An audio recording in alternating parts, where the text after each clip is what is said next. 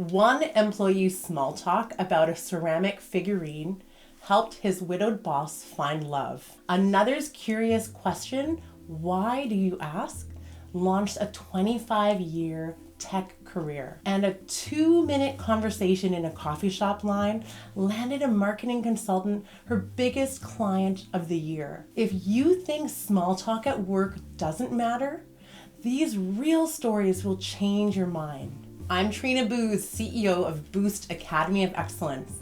I train emerging leaders on workplace skills that actually get you promoted. Let's dive right in. Let's be honest, many of us have a complicated relationship with small talk. There's that moment when you're standing in an elevator with a stranger, or you're waiting in line for coffee, and you feel that subtle pressure to say something, anything, like nice weather we're having or something like that. And I recently asked my network on social media to share their experiences with small talk, and one friend's response perfectly captured what so many of us feel. She said, "Small talk is a skill that I have yet to get good at, let alone master. It's the place where shyness and insecurities are most present. I can talk about business or creativity to anyone and anywhere at any time. But small talk is where I completely clam up." And I'm sure this sounds familiar to many of you because you're not alone. But here's what might change your perspective about those awkward moments. This discomfort with small talk is not limited to just junior professionals or introverts. Even the most seasoned CEOs struggle with it. I've trained executives who can command a boardroom, but they feel awkward making conversation in an elevator. So why does small talk feel so uncomfortable for so many of us? Often it's just because we worry about being disingenuous. We think, I don't really care about the weather. Why am I pretending to? But here's that shift I'd like you to start thinking about is small talk is not about the weather. It's about signaling openness and creating a low stakes opportunity for connection. You're not being fake when you comment on the rain. You're simply opening a door and seeing if the other person wants to walk through it. And that discomfort you feel, that's not a sign that we're doing it wrong. That's just the vulnerability of reaching out to another human being. And that vulnerability is what makes the connection real. I have a friend who describes himself as a small talk aficionado. His wife is not exactly thrilled about his tendency to strike up conversations with literally anyone, anywhere. But this habit completely transformed his career trajectory. In the late 90s, after being laid off, he was at an event feeling uncertain about his future, and he shared his situation with a complete stranger. And when that stranger asked what he did and what he liked to do, a simple conversation unfolded. And then the stranger asked if he'd consider joining a .com company. And my friend's quick answer was no. But then he followed up with what he calls his favorite question.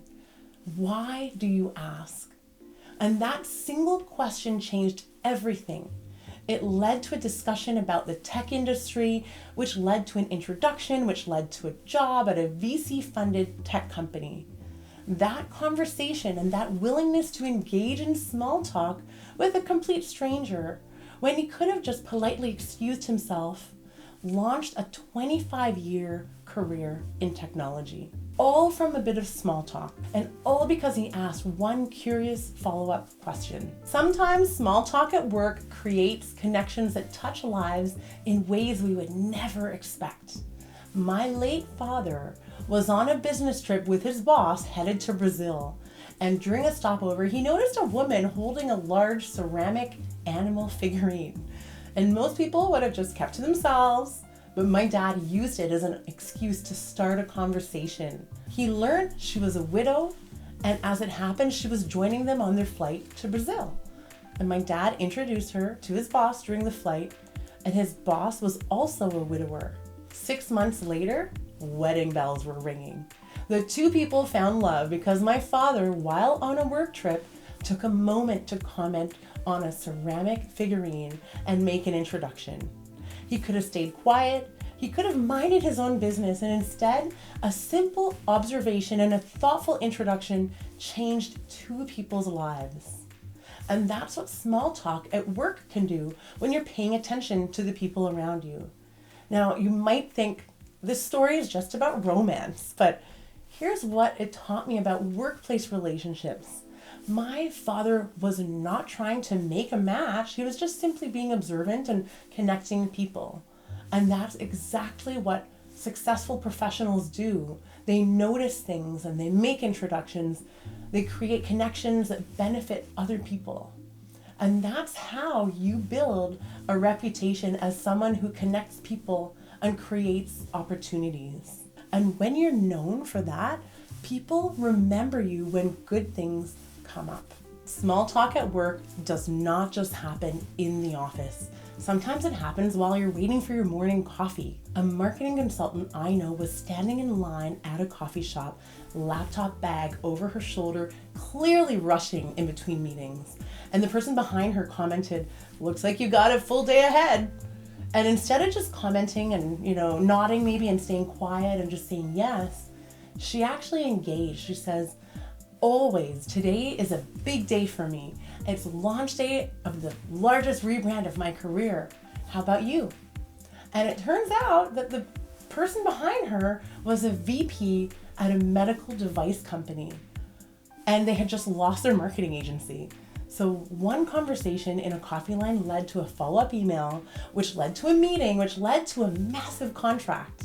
And she later told me, "I almost didn't respond. I was stressed. I just wanted my coffee." But the 2-minute conversation that they had landed her biggest client of the year. And here's what she did right. She didn't just respond politely. She shared what she was working on, and that simple act of vulnerability opened the door for another person to see a potential fit.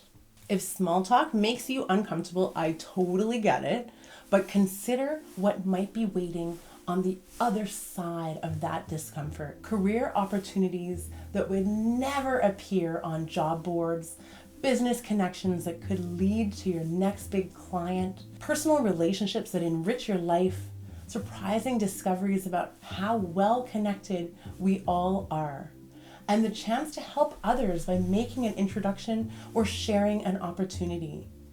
Small talk reveals opportunities that would otherwise remain invisible to us. And it's not about being fake or forcing conversation. It's about being open to the possibility that the person standing right next to you might be connected to something or someone that could change your life. In a world where we're increasingly connected digitally, but disconnected personally, small talk is more important than ever, and it's a bridge that connects us in real human ways. For those who find small talk challenging, here are 5 approaches that can help. Tip number 1, start with observation. Comment on something in your shared environment. My dad and the ceramic figurine, for example, someone's interesting bag, the artwork in the lobby, the weather, yes, but make it specific. This rain came out of nowhere is better than nice weather.